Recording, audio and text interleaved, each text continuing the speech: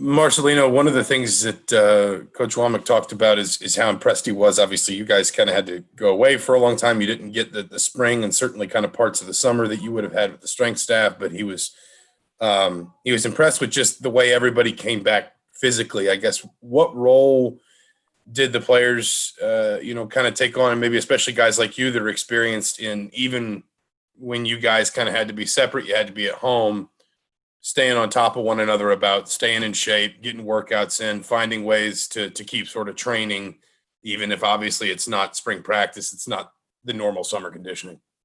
Yeah, so all the players, they were motivated, definitely.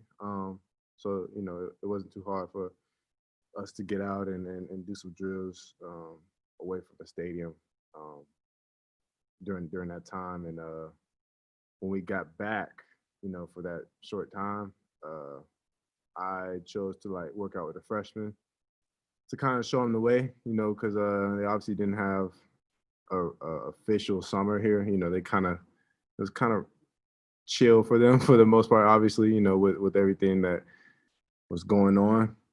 So I chose to go with the freshmen, show them how to, really work out in a short time span.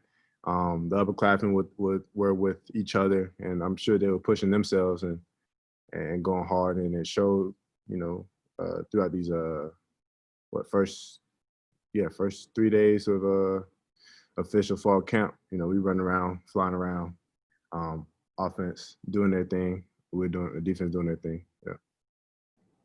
All right, John Blau, then Matt Weaver. You talk about working out with the freshmen. I mean, what drove you to do that? I know obviously you're your fifth-year senior going into your last year, but I mean, what was kind of the impetus or the drive to do that? It's just like the fact that I'm out of here, so it was just all that. I mean, it was a lot, but I mean, to sum it all up, it was really just that I'm out of here, in retrospect, basically I'm out of here. So, it was just it was kind of like a giving back thing, trying to show them the way. And I just know one morning they came in sluggish, and I don't talk much, but I like to, show examples by the way I physically, move around and do things. So, but one morning they came in sluggish, and I had to, lovingly show, tell them how it is, and, just open their eyes to, on what's going on, and how, there's talks of no season, talks of a season, and how serious it is, and how serious you got to be no matter what the circumstances are. I know it's two guys from Detroit, guy from Texas. I came from Georgia, and I was just like, you ain't come up 8 hours, like Georgia's 8 hours away, Mississippi's about 13 hours away. You ain't come up so far away from home just to mess around, no matter what the circumstances is, or situation is, you came to play. So when it comes to that weight room, you got to get bigger, and not a lot of freshmen come in like me. I'm a show off. So not a lot of freshmen come in like me already built. So, in that regard, they had to come in and get things done, get their muscle up. So, yeah. All right, Matt Weaver, then Kevin Brockway. Hey, Marcelino, how's it going? All good. This year they since last season flip-flopped Jamar and Bryant Fitzgerald there. You got Bryant there over at the Husky position with you. I know he's gotten reps there before and he's been around, but just what does he bring to that spot? And I guess how much fun has it been for you guys to be out there kind of, doing that position together? Oh, I mean, it's all good. I mean, because even with him, I was going to sophomore, he was going to be a freshman. And even though he didn't play that year for that whole situation, not a bad situation, but, he didn't play that year, his freshman year. Those reps we got in practice, we kind of fed off each other, and he's more of a physical guy. I mean, we all physical. I know Jamar is really physical and everything at Husky, but obviously Fitz, he got that body build to really set edges and stuff like that, and he knows how to really bait quarterbacks, because really free safety in some coverages is basically like Husky when they go down to the flats. And I remember his sophomore year, or really his freshman year on the field, sophomore year in school. He got 3 interceptions, and 2 of them was like playing in the flats, and it was almost like you could really see it as a Husky position. So he's gonna be good as far as getting in that curl flat position, baiting the quarterback and making plays. So yeah. All right, Kevin and Sammy. Marcelino, I know the Gator Bowl might seem like a long time ago, but when you look back on it, it was one of your best defensive performances of the season. How do you guys kind of build upon that confidence-wise going into the season and, show more consistency week in, week out that, you guys can play at that kind of defensive level? I mean, just practicing, holding the standard, like Coach Womack say, it's all about the 11 guys, the 11 hats that's on the field.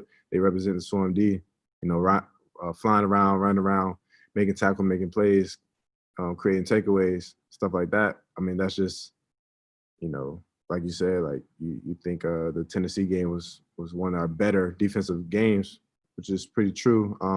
And we just building up on that, and creating that culture. Go ahead, Sammy. Good morning, Marcelino. How are you? I'm all good. Good. You're the elder statesman on defense now. Coach Womack was talking about the evolution of the young guys on this defense. What have you seen being in that defense? Is it becoming more vocal?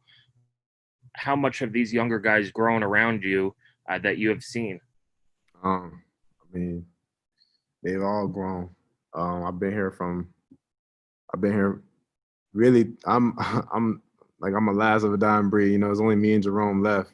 So we've seen it all. We were young bucks trying to make the change, and we're now a part of, we're just seeing it actually, changing, being in the 8-4, having an 8-4 record last year. So, and having these young guys really step up and take it over. I mean, they're taking it over in all aspects, vocally, physically, mentally. Jay Mill, I'm trying to say, like, he's these past 2 days of practice and even OTAs, he's been so vocal. And then the past 3, he's been running around, flying around. And,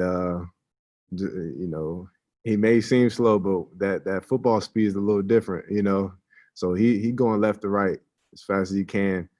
And Monster behind me at Rover, he's flying around. I see a whole different – he's always had it, but I think, with his injuries, maybe like his freshman year and all that, kind of slowed him down a little bit. But now he's 100%.